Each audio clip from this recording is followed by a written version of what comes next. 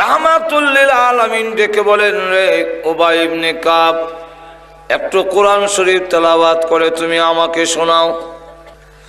উবাই ইবনে কাব রাদিয়াল্লাহু আনহু বলেন, ইয়া রাসূলুল্লাহ, ইয়া হাবিবাল্লাহ, ও আল্লাহর নবী, যাকে কোরআন শিখাইছেন স্বয়ং আল্লাহ এবং যার কাছে কোরআন নাজিল হয়েছে সেই নবীকে আমি তেলাওয়াত করে শোনাবো। একটি সূরা আছে, সূরা লুকমান। আচ্ছা জোরে কোন লুকমান একজন ব্যক্তির নামকরণে একটি সূরার নামকরণ করা হয়েছে। এই ব্যক্তিকে যার নামে সূরার নামকরণ করা হইল স্বয়ং আল্লাহ রাব্বুল আলামিন তার কোরআন শরীফের মধ্যে তার নাম আনলেন। তার নামে ডাইরেক্ট আয়াতের মধ্যে তার নাম আছে এবং ওনার নামে সূরাটার নামকরণ করা হইল। সেই ব্যক্তিকে যেখানে সাহাবাই কালামের মধ্যে আবু বকর সিদ্দিকের নাম কোরআনে নাই, ওমরের নাম কোরআনে নাই, উসমানের নাম কোরআনে নাই, আলীর নাম কোরআনে নাই, শুধু একজন সাহাবীর নাম কোরআন শরীফে আছে। ফালাম্মা কাদা যায়েদ রাদিয়াল্লাহু আনহুর নামটা কোরআন শরীফে আছে। আর না হয় কোনো সাহাবীর নামও আল্লাহর কোরআনে আনে নাই। সাহাবীদের কথা আছে কিন্তু তার নাম নাই, কোরআন শরীফও নাই। যেমন এক সাহাবী, ওনার নাম উবাই ইবনে কাব রাদিয়াল্লাহু আনহু। উনি কোরআন 7 ভাবে পড়া যায়। কয়ভাবে? 7 ভাবে। যেমন আমরা ওয়াদুহা ওয়াল লাইলি ইযা সাজা পড়ি, এরকম ঠিক না? এক সাহাবী পড়তেছে ওয়াদুহি ওয়াল লাইলি ইযা সাজি মা ওয়াদ্দাআকা রাব্বুকা ওয়া মা ক্বালি।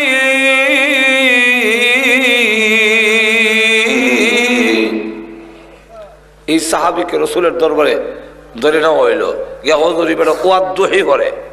রাসূল কো ছেড়ে দাও, জিবরাইল আমারে দুহি হইরাও শুনাইছে।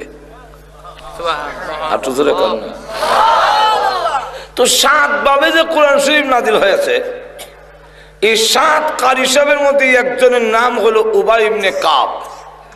ওনার ফরা খুব সুন্দর ছিল।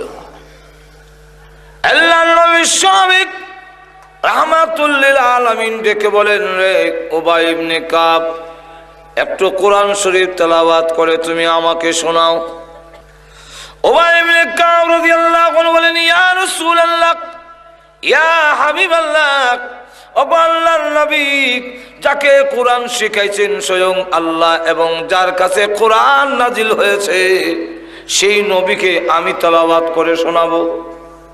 অক্ষমতা প্রকাশ করলেন, হুজুর আমি আপনারও শুনাইতাম। আল্লাহর নবী বলেন, উবাই, কোরআন শরীফ তেলাওয়াত করে আমাকে শোনাও। উবাই ইবনে কাব আবারও অক্ষমতা প্রকাশ করলেন। এইভাবে 1 বার 2 বার 3 বার বলার পরে আল্লাহর নবী বলেন, রে উবাই ইবনে কাব, মহান আল্লাহ বলেছেন তোমার কাছ থেকে তেলাওয়াত শোনার জন্য। উবাই ইবনে কাব রাদিয়াল্লাহু আনহু বলেন, ইয়া রাসূলুল্লাহ, ইয়া হাবিবাল্লাহ, আল্লাহর নবী গো, আল্লাহ যে আমার পড়াশোনার জন্য বলছেন, আমার নামটা আল্লাহ কইছেননি। একটু জোরে কোন না সুবহানাল্লাহ। আল্লাহর নবী বলেন, উবাই ইবনে কাব, আল্লাহ তোমার নাম ধরে বলেছেন তোমার কাছ থেকে পড়াশোনার জন্য। উবাই ইবনে কাব রাদিয়াল্লাহু আনহু বলেন, আনন্দে আত্মহারা হয়ে গেলেন। আমার আর কিছু পাওয়ার চাওয়ার নাই, মহান আল্লাহ যে আমার মতো গোলামের নাম উচ্চারণ করেছে, আমার জীবন সার্থক হয়ে গেছে। কিন্তু কোরআনের আয়াতে ওনার নাম নাই। হযরত জাফর রাদিয়াল্লাহু আনহু, ওনাকে রাসূল বলেন, ও জাফর, তোমার ভিতরে নাকি 4টা গুণ আছে, যেই গুণগুলো আল্লাহর পছন্দ। কি?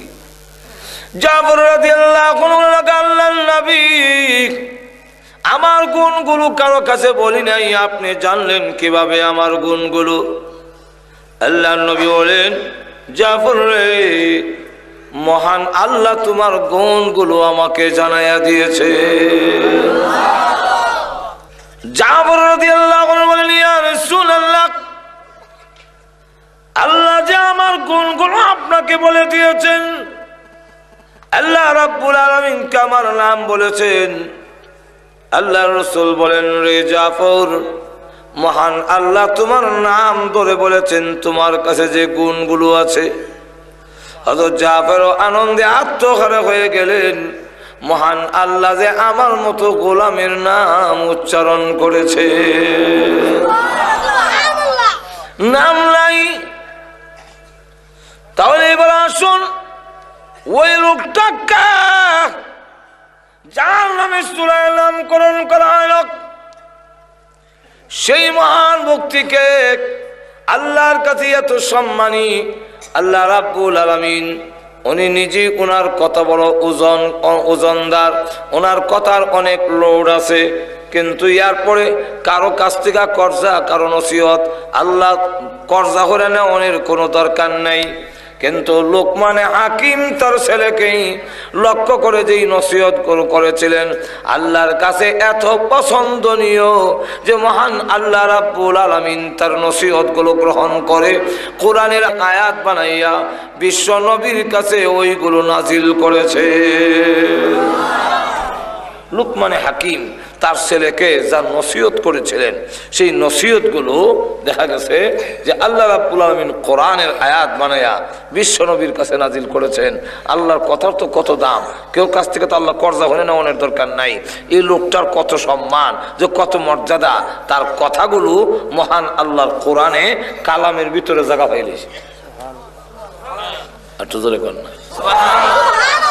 আল্লাহ নবী বিশ্ব নবী উল্লেখ করেছেন, অথচ তিনি ছিলেন কালো। ওই লোকটা এমন কালো, হাসি তার মতো কালো লোক হয় না, নাকের সেন্টার ঠিক নাই, ঠোঁট মোড়া, ফাওয়ার মধ্যে রেল লাইনের মতো ভাড়া, আবার গোলাম বাড়িও, তাহলে কোনো দিক থেকে তার কোনো ভালো কোয়ালিটি নাই। এত সম্মান আর ইজ্জত আল্লাহর নবী বিশ্বনবী রাহমাতুল লিল আলামিন বলেন, তিন কালোকে আল্লাহ শ্রেষ্ঠত্ব দান করেছেন, সম্মান দিয়েছেন। এর মধ্যে এক কালোর নাম হলো লুকমানে হাকিম। লুকমানে হাকিম হলো এক কালা। এই কালা এত ইজ্জত, এত সম্মান, ফেরেশতারা তাকে সম্মান দেয়, গাছে মাছে তাকে সম্মান দেয়। এত ইজ্জত আর সম্মান কেন? আল্লাহর নবী বলেন, তিনজন কালোকে যে সম্মান দিয়েছেন, এর মধ্যে একজন হলো লোকমানে হাকিম, দুই নম্বর আরেকজন হলো হযরত বিলাল। দেখতে কালো, মক্কার লোকেরা বলে কালা কাওয়া, কালা কাওয়া বলে আখ্যায়িত করে, আর বলে বাদাইম্মার ঘরের বাদাইম্মা, গোলামের ঘরের গোলাম, বাফো গোলাম সেও গোলাম, সেও বাদাইম্মা, তার বাফো বাদাইম্মা, বাড়ি হইল আফ্রিকা, তাকে এসব মক্কায়, তার কি দাম আছে, কি ইজ্জত আছে। আল্লাহর নবী বলেন, আমার কালো বিলালের এত ইজ্জত, কিয়ামতের কঠিন ময়দানে আল্লাহ যখন আমাকে হুকুম দিবেন জান্নাতের গেটটা খুলে দেওয়ার জন্য, কারণ জান্নাতের চাবি আমি বিশ্ব নবীর হাতে থাকবে।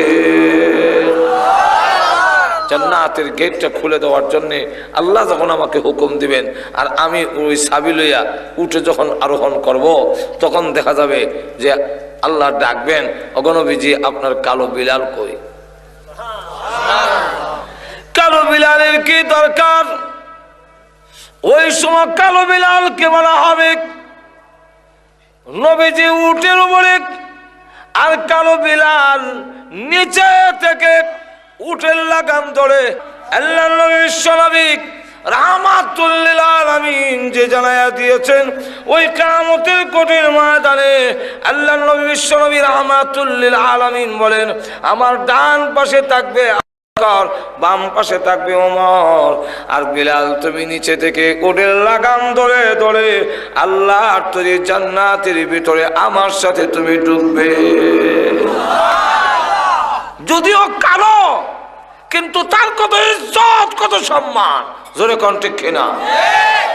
আরেকজন কালার নাম হলো মাহজা, তিনি উমরের আজাদকৃত গোলাম ছিলেন, কিন্তু আল্লাহ রাসূল বলেন, মা যার এত ইজ্জত আর সম্মান, জান্নাতের মাঝখান দরজা থেকে তা আহ্বান করা হবে। তাহলে এখন চিন্তা করেন, এত সম্মানী হযরত লোকমান, কেন? একদিন তিনি হাজার হাজার মানুষের সামনে ওয়াজ করতেছেন, আর সকলেই বড় ইজ্জতের সাথে সম্মানের সাথে তার কথাগুলো শুনতেছেন। তার কথাগুলো কত ওজন, কত লোড, যে আল্লাহ রাব্বুল আলামিন তার কথাগুলো গ্রহণ করে কোরআনে আনছেন। তো এক লোক দাঁড়ায় গেছে মাহফিলের মাঝখান থেকে, দাঁড়ায় কয় যে আমি একটা প্রশ্ন করতে চাইছিলাম, সাহস পাই না, ভয় করে, আবার না কইলেও আমার মন শান্তি হইতেছে না। আপনি অনুমতি দিলে আমি একটা প্রশ্ন করতে চাই। জিজ্ঞাসা করে যে কি বলো? এক লোকমান আমার সাথে ছাগল রাখতো, বকরি চড়াইতো, ঠিক দেখতে আপনার মতোই, না হই মনই, হ্যাঁ সেন্টার ঠিক নেই, টুট মুডা, ফায়ার মধ্যে রেল লাইনের মতো ভাড়া, ই মনুই বাটি বুটি, ই মনুই ফ্যাট বড়, এখন আপনার মতোই দেখতে, কিন্তু আপনি সেই বকরির রাখাল, ছাগলের রাখাল, এটা কইতাম কেমনে? এটা তো সাহস পাই না। তাই আমি আপনাকে জিজ্ঞাসা করতে চাই। যেই মাত্র কথা বললেন, লোকমান হাকিম বলেন, আমি সেই লোক যিনি তোমার সাথে মাঠে বকরি চড়াইতাম। কারণ আল্লাহওয়ালারা তার পিছনের ইতিহাস স্বীকার করতে একটুকু দ্বিধাবোধ করে না। পিছনের কথা যারা ভুলে যায়, তারা আল্লাহর শুকুর আদায় করতে পারে না।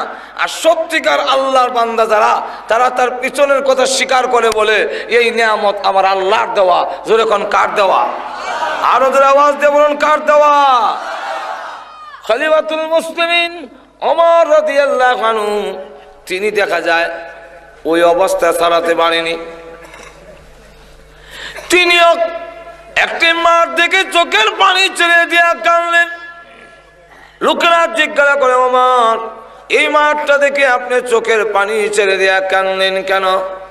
উনি ডাক দেয়া বলেন, আমি ছিলাম এই মাঠের একজন রাখাল, আমার কোনো ইজ্জত সম্মান ছিল না। আমার আব্বা আমাকে চট দিত আর বলতো, ওমর রে, তোর মাথার মধ্যে উডের লেদা ছানাইলো কেমনে? মাথার লেদাই তোকে লেগে। আব্বা, ওই গরমের সময় যে সময় রোদ উঠে, এই সময় উডের ভিসে গিয়ে ছায়ার লেগে বয়ে তাই, আর উডে মাথার লেদা আছে না আমার উড়ে দেয়। তো আব্বা চট দিয়া লম্বা একটা ফুল আমার আল্লাহ দিল, এটার আকুল বুদ্ধির লেশো নাই। উডের ভিসে বলে যে তোর লেদা দেবো, সেনা দেবো, এতো বুঝোস না। হ্যাঁ, ঠিক। উমর বলেন, আমি ছিলাম এই মাটির বকরির রাখাল, আমার কোন ইজ্জত সম্মান ছিল না। আজকে মাঠটা দেখে কান্দি, খোদা গো, কত ইজ্জত দিয়েছো, কত সম্মান দিয়েছো, আমি এখন বকরির রাখাল না, আমি এখন উটের রাখাল না, আমি আমিরুল মুমিনিন, আমি খলিফাতুল মুসলিমিন। আমি উমরকে এত ইজ্জত দিয়েছো, আমার আঙ্গুলের ইশারায় অর্ধেক পৃথিবী পরিচালিত হয়। এখন আমার আঙ্গুলের ইশারায় চলে। সুতরাং আমার এই জিনিসটা ইয়াদ থাকলেই শুকরিয়া আদায় করতে সুবিধা। আর পিছের কথা যখন বুঝলে যায়, তার জবান দিয়ে আল্লাহর শুকুর আসে না। ঠিক একটু জোরে কর না। লোকমান হাকিম বলেন, আমি সেই লোক, যে লোক বকরির রাখাল ছিলাম, আমার কোন ইজ্জত সম্মান ছিল না। আমি কালো লোক, সামাজিক ভাবে কালো এবং গঠনদার ভালো না, সমাজে তাকে বেশি ইজ্জত দেয় না, সম্মান দিতে চায় না। আমি সেই লোক। এমনি লোকটা ডাক দিয়ে বলে, আপনি যদি সেই লোক হয়ে থাকেন, তাহলে আমি বকরির ছাগলের রাখাল রয়ে গেলাম, আপনার এত ইজ্জত সম্মান কেমনে হইলো, এই বেশ কমরা কেমনে হইলো, আমি জানতে চাই। লোকমান হাকিম বলেন, তুমি কি চাও দুনিয়া এবং আখিরাতে আমার মতো ইজ্জত আর সম্মানের অধিকারী হতে? আমরা কি তখন আপনারা চাইতেন না? দুনিয়া এবং আখিরাতে আমি সম্মানী হই, এটা আপনারা চাননি? আরো জোরে কন। লোকমান হাকিম যেই মাত্র বলেছে, সেই লোকটা ডাক দিয়ে বলে, হ্যাঁ লোকমান হাকিম, আমিও তোমার মতো দুনিয়া এবং আখিরাতে সম্মানিত হতে চাই। লোকমানে হাকিম বলেন, যে সমস্ত গুণের কারণে আমাকে আল্লাহ এত সম্মান দিয়েছেন, সেই গুণগুলো তুমি অর্জন যদি করতে পারো, জেনে রাখো তোমারও সম্মান দুনিয়া এবং আখিরাতে বেড়ে যাবে। তুমি যদি আমার মতো সম্মানী হতে চাও, তো যেই সমস্ত গুণগুলো আমি অর্জন করছি সেই গুণ তুমি অর্জন করো, তাহলে দুনিয়া এবং আখিরাতে তুমি সম্মানিত হইবা। এই গুণগুলো কি? গুণ হইল 9টা। যেরকম কয়টা? 9টা। কইতাম নি? 1 নম্বর চোখ দৃষ্টি নিচের দিকে রেখ। কোন দিকে? কেন? আল্লাহ বলছে, قل للمؤمنين يغضوا من أبصارهم। হে রাসূল, আপনি মুমিন পুরুষদেরকে বলুন তারা যেন দৃষ্টি নজর নিচের দিকে রাখে। নারীদেরকেও বলুন নজর নিচের দিকে রাখো। গেল 1। ثم لآتينهم من بين أيديهم ومن خلفهم وعن أيمانهم وعن شمائلهم।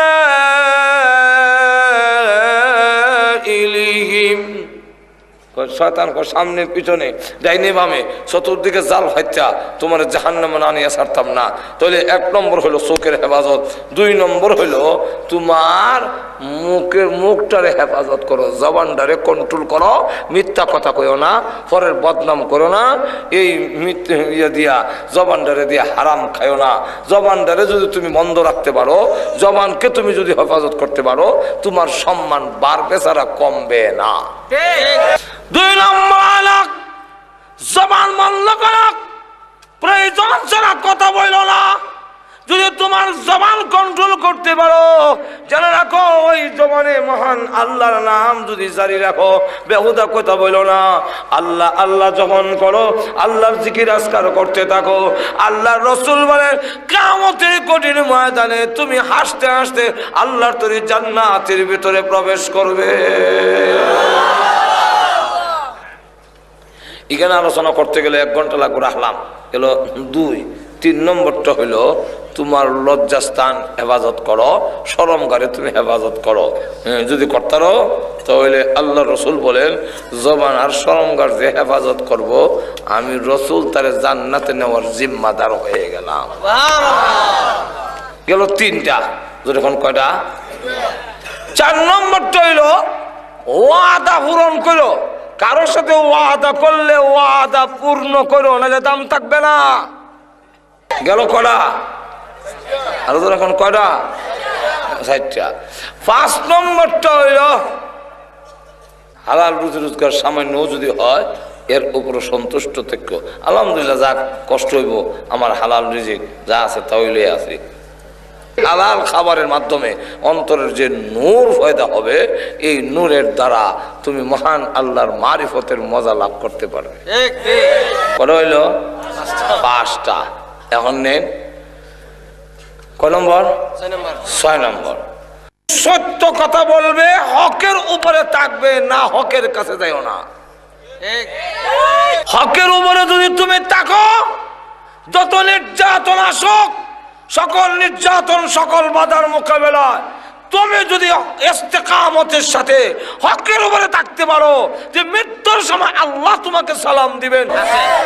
আর কোন জায়গায় আছে মেহমান দেখলে আরো কিছু বেজার হইয়া, হ্যাঁ কয়েকদিন আগে আইসলেন থাকলেন না, আর ওখানে দেখা যায় বাপসা থাকতেন না, আরেকদিন আইলে কিন্তু আর ছাড়তাম না, আর আজকে বিদায় করে দিলেছে মাজর এখন ঠিক না। মেহমানের ইজ্জত কইল, পয়গম্বরের সুন্নাত হলো মেহমানকে ইজ্জত করা। আল্লাহর পয়গম্বর ইব্রাহিম আলাইহিস সালাম মেহমান ছাড়া তিনি খাইতেন না। একবারে 3 দিন হয়ে গেছে, রাস্তায় গিয়ে দাঁড়ায় থাকে, কোনো মেহমান নাই, মেহমান ছাড়া তিনি খায় না। আল্লাহ ডাক দেন, জিবরাইল 12 জন ফেরেশতা নিয়ে যাবা কওমে লূতকে ধ্বংস করার জন্য। তো আমার ইব্রাহিমের বাড়ি হয়ে যাইও, তোমাদেরকে মেহমান মনে করে খাবারের আয়োজন করবে, আমার ইব্রাহিম নবীকে খাওয়াইয়া তারপরে যাইও। এখন ইব্রাহিম আলাইহিস সালাম 3 দিনের ক্ষুধার্ত, খাওয়া শুরু করছে, মেহমানের সাথে কথা কয় আর খায়, কিন্তু মেহমানরা তো হাত বাড়ায় না, কারণ ফেরেশতা তো এরা তো খায় না, খালি ঠেলে ঠেলে ইব্রাহিম নবীরে দেয়। আর পর্দার আড়াল দিকে হযরত সারা তিনি দেখতেছেন যে মেহমানে খালি ঠেললে ওনার দিকে ইব্রাহিম নবীর দিকে দেয়, মেহমানে খায় না, মেহমান স্পর্শ করে না। তখন ডাক দিয়া কয়, ও স্বামী, আপনার মেহমান দিক খায় না কিতা? হ্যাঁ খায় না। ওখানকে মনে হয়েছে আপনার কি জাল বেশি গেছে, লবণ বেশি হয়েছে, খান না কেন, পেরেশান হয়ে গেছে। তখন জিবরাইল চিন্তা করলো, এখন যদি পরিচয় না দেই ইব্রাহিম নবীর পেরেশানি আরো বাড়বে। তখন তিনি ডাক দেয়া কয়, ও আল্লাহর পয়গম্বর, আমরা খাবো না, আপনি আমাদেরকে চিনছেন না, আমি আল্লাহর রহমতের ফেরেশতা জিবরাইল, আপনাকে খাওয়াবের লেগে আইছি। কোরআন শরীফ ঘটনা আছে। যাক, কটা হইল? 7টা। 8 নম্বরটা হইল, এমন কথা কইও না এবং কাজ করো না যে কথা আর কাজে পরকালে কোনো উপকারে আসবে না। একটু ধরে কন না, কটা হইল? আরো ধরে কন। 8টা। 9 নম্বর, যখন কয় নম্বর? 9 নম্বর, প্রতিবেশীর খোঁজ খবর রেখো। প্রতিবেশীর খোঁজ খবর যদি নিতে পারো, প্রতিবেশীর কাছে, মহল্লার কাছে তোমারও দাম বেড়ে যাবে, মহান আল্লাহ রাব্বুল আলামিনের কাছেও তোমার ইজ্জত বেড়ে যাবে। লোকমান হাকিম বলেন, তুমি যদি আমার মতো হতে চাও তাহলে এই গুণগুলো অর্জন করে নাও। এখন আসুন, লোকমান হাকিম উনি যে ওনার ছেলেকে লক্ষ্য করে যে নসিহত গুলো করেছিলেন, ওনার ছেলেকে আল্লাহ কোরআনে তা তুলে ধরেছেন। একটা হলো আল্লাহর ভাওনা, আর একটা হলো বান্দার ভাওনা। প্রথম নম্বরটা হইলে আল্লাহর ভাওনাটা সবচাইতে বড় না ছোট? আরো যখন বড় না ছোট? আল্লাহর পাওনা সবচাইতে বড়। এই কারণে আল্লাহ রাব্বুল আলামিন প্রথমে তুলে ধরছেন যে লোকমান হাকিম বলেন, ওয়াইয ক্বালা লুকমানু লিবনিহি ওয়া হুয়া ইয়াইযুহু ইয়া বুনাইয়া লা তুশরিক বিল্লাহ ইন্নাশ শিরকা লাযুলমুন আযীম। প্রথম নম্বরটা হইল, হে স্নেহের ছেলে, হে আদরের ছেলে, শিরিক করো না, শিরিক করো না। কারণ শিরিক হইল সবচাইতে বড় জুলুম, সবচাইতে বড় পাপ, সবচাইতে বড় অন্যায়। শিরিক কি বলে? পৃথিবীর কোনো বস্তুকে আল্লাহর সমকক্ষ সাব্যস্ত করা, আল্লাহর সমান বরাবর সমান দায়ের করা, এটার নাম হইল শিরিক। পৃথিবীর কোনো বস্তু, পৃথিবীর কেউ মহান আল্লাহর সমকক্ষ নন।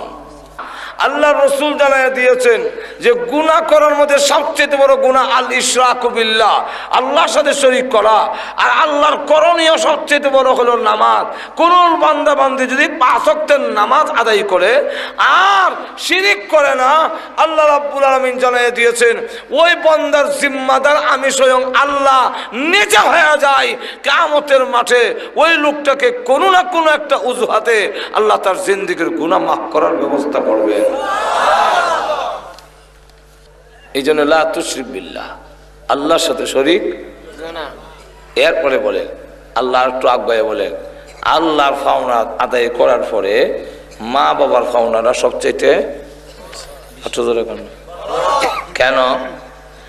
আল্লাহ রাব্বুল আলামিন বলেন, আমি যা দিয়েছি আমার যেমন কোনো স্বার্থ নাই রে বান্দা, তোমরা আমার ইবাদত করবে, এটা আমার কোনো স্বার্থ নয়।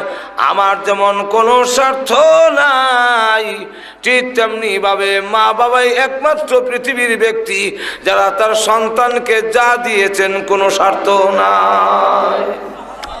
তা আল্লাহ নবী বিশ্বনবী রাহমাতুল লিল আলামিন বললেন যে মা বাবাই একমাত্র ওই ব্যক্তি যেই ব্যক্তি তার সন্তানকে যা দিয়েছে এর মধ্যে কোনো স্বার্থ নাই। পৃথিবীর একে অন্যকে যা দেয় সবগুলো স্বার্থ আছে। শ্বশুরে জামাইরে দেয় স্বার্থ আছে, উমুকে তুমুকরে দেয় স্বার্থ আছে, মেম্বার সাহেব চেয়ারম্যান সাহেব যারা যা দেয় সব স্বার্থ আছে।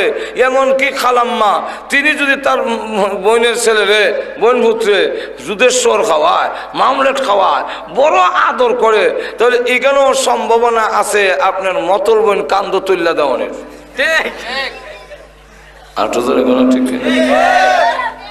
আর মা বাবা যা দিয়েছেন কোনো স্বার্থ নাই। আমাদের সমাজের কিছু লোক আছে এরা বউর কাছে মুড়ি দিয়ে গেছে না, বউ যেমনি কয় এমনি, কিন্তু বউর কথায় যে সব জায়গায় চললে লস হওয়ার সম্ভাবনা আর তো দেখুন না আসেনি। যা টাকা ফাটায় বউর নামে ফাটায়, এক টাকাও অন্য মা বাবার নামে ফাটাইতে পারে না, আর কোনো খোঁজখবরও নিতে দেয় না। এই অবস্থায় চলছে 10 বছর। একদিন কাবাগর তোয়াফ করে আল্লাহর এক ওলির সাথে দেখা হয়েছে, জিজ্ঞাসা করে, হ্যাঁ আমি একটি ঘটনা জানতে চাই। সেটা হলো খানায় কাবা যখন তোয়াফ করি, এত তোয়াফ করি কিন্তু কেন যেন আমার ভালো লাগে না। তোয়াফ করতে মজা লাগে না, নামাজ পড়তে কেন গো আমার ভালো লাগে না। আল্লাহর ওলি জিজ্ঞাসা করেন, ভালো না লাগার কারণ আমি তো যা বুঝি তোমার মা বাপ আসেনি, ক আছে যোগাযোগ আসেনি, ক 10 বছরের ভিতরে যোগাযোগ নাই। এমনি ডাক দিল, শোনো আল্লাহ নবী বলেছেন মা বাপ যদি অসন্তুষ্ট থাকে ওই সন্তানের আমলনামা আসমান আর জমিনের মাঝখানে ঝুলন্ত থাকে, মহান আল্লাহ রাব্বুল আলামিনের দরবারে তা কবুল হয় না। যেহেতু পেছনের ইবাদত আল্লাহর দরবারে কবুল হয় না, এই কারণে সামনে ইবাদত করার জন্য আগ্রহ আর সৃষ্টি হয় না। যতদিন পর্যন্ত মা বাপ খুশি না হয় তার ইবাদত আল্লাহর দরবারে কবুল হয় না। এই কথাটায় দারুণ আঘাত লাগছে। এবার নিয়ত করছে দেশে গেলে বউ তা হোক আর যাক, মা বাপ না দিকাইতাম না। সময় আর 10 বছর পরে আইছি, আইয়া মনে করেন বাসুদেব বাজার নামছে, কেমনে যাইতাম একটু খোঁজ খবর লই। 10 বছরের ভিতরে কোনো খবর নাই। আর ইনি মানুষও তারা কেউ অনেকে চিনে না। ফাঁক পরের এক দোকানে গিয়ে জায়গায় কেউ ভাই ফাঁক পরের সেরা গাড়ি সামনে চিনুনি, ও চিনতাম না হলে আমরা পাশের বাড়ি। উনি আসেনি, উনি কেমন আছে, উনি তো নাই, মারা গেছে। কেমনে এবার তো 2টা চোখ নষ্ট হয়ে গেছিল, চিকিৎসা করতে পারছে না। অভাব অনটন করতে করতে আমরা গ্রামে ভিক্ষা করতে, এরপরে আমরা সাহায্য সহযোগিতা দিতে বহু চেষ্টা করে শেষে চিকিৎসার খরচ দিতে পারে নাই বলে আস্তে আস্তে দুঃখে দুঃখে পৃথিবীর থেকে বিদায় হয়ে গেছে। ছেলের অন্তরে আস্তে আস্তে আঘাত লাগতেছে।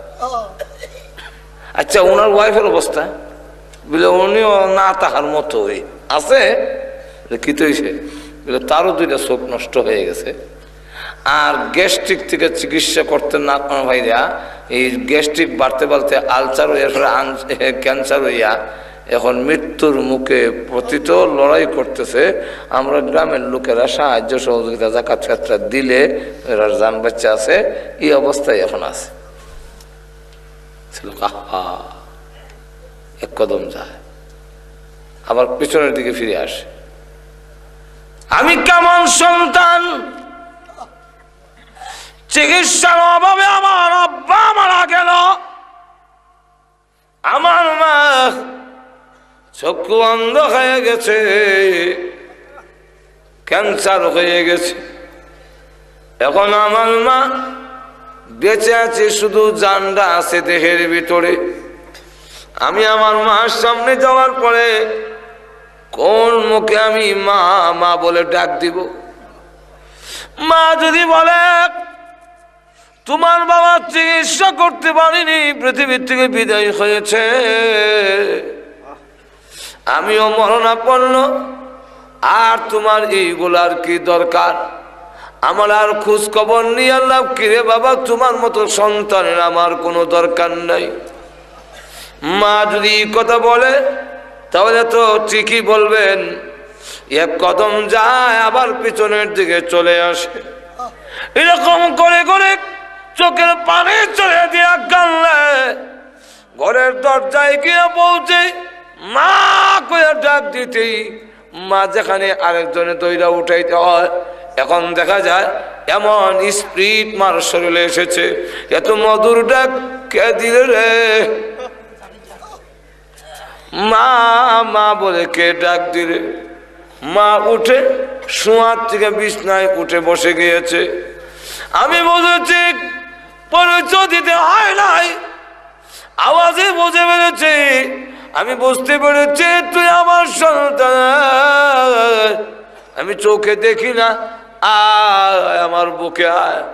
দুইটা সামনে যখন বাড়িয়ে দিয়েছে সন্তানকে বুকে জড়ায় ধরার জন্যে, এমনি সন্তানকে বুকে জড়াইয়া চোখের পানি ছেড়ে দিয়া যখন মা কান্দে, ছেলে এবার জিজ্ঞাসা করে মা গো, আমি এক কুলাঙ্গার সন্তান, আমি আমার বাবার খোঁজ খবর নিতে পারি নাই, চিকিৎসা করতে পারলো না। ও মা, আমি আমার মার খবর নিলাম না, মা ও মরণা পড়লো। এখন আমি মা, একবারও যে তুমি বললে না যে না তোমার মতো সন্তানের কোনো দরকার নাই, বরং আমাকে বুকে জড়ায় ধরলে আর বলতেছো আমি চোখে দেখি না, আমি হাত দিয়ে দেখবো তুই আমার সন্তান কত বড় ঈশ্বর। ও মা, একবার যদি বললেন না কেন?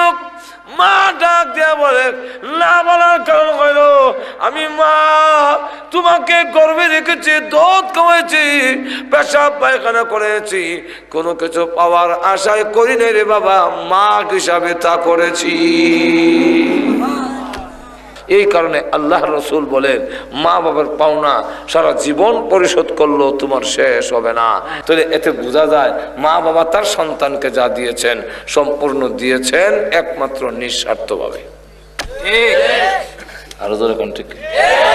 তাহলে এই জন্যে আল্লাহ রাব্বুল আলামিন তার হুকুমের পরে মা বাবার কথা তুলে ধরছেন। আমরা যুবক ভাইদেরকে বলবো মা বাবার খেদমত করতে রাজি আছেন তো? আরো যখন রাজি আছেন? আর আল্লাহর পাওনা হইল সবচেয়ে বড় পাওনা নামাজ আদায় করা, এটা হইলো আল্লাহর সবচেয়ে বড় পাওনা। এক সাহাবী জিজ্ঞাসা করেন ইয়া রাসূলুল্লাহ, আমার মা আমার কোলে নিয়েছে আমি কোলে নেই, আমার মা আমার মুখে খাবার তুলে দিয়েছে আমি খাবার তুলে দেই, আমার মা আমারে গোসল করেছে আমি গোসল করাই, আমার মা আমার তেল মালিশ করছে আমি তেল মালিশ করে দেই, আমার মা পেশাব পায়খানা পরিষ্কার করছে আমি করে দেই, আমার মার পাওনা হক আদায় হবে কি? আল্লাহ নবী বিশ্ব নবী রাহমাতুল লিল আলামিন বলেন হবে না। বলে কেন হবে না? বলে সন্তান বুড়া মা লালন পালন করে আর মা বাবা তার সন্তান লালন পালন করে, দুইটার মধ্যে বেশ কম হইল নিয়তের মধ্যে। সন্তান লালন পালন করে মা বাপ,